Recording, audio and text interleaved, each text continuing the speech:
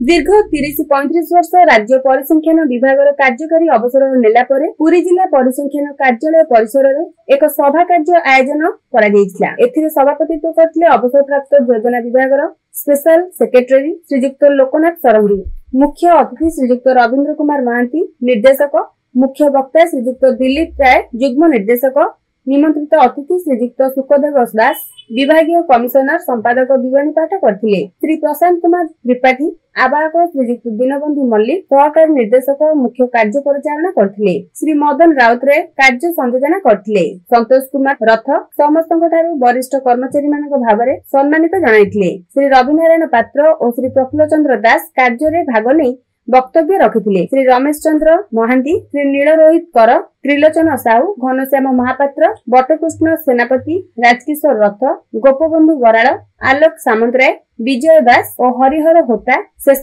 धन्यवाद अर्पण करथिले।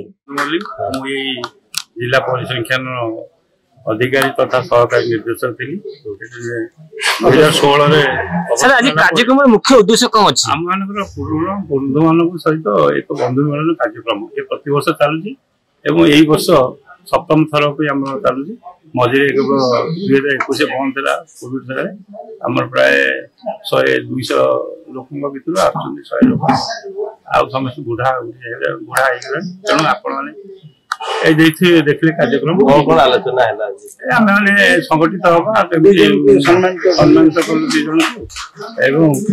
आम गोटे कार्यक्रम केमती सुखलित होयस्क लोक आम भर जी अच्छा अति वयस्क लोग देखिए सम्मानित कर सरकारी कर्मचारी कौन दाबी रखे सरकार में कौन दाबी रखे आगामी दाबी सेमती किसी सरकार पाखे ना मिलन हो बंधुक मिलन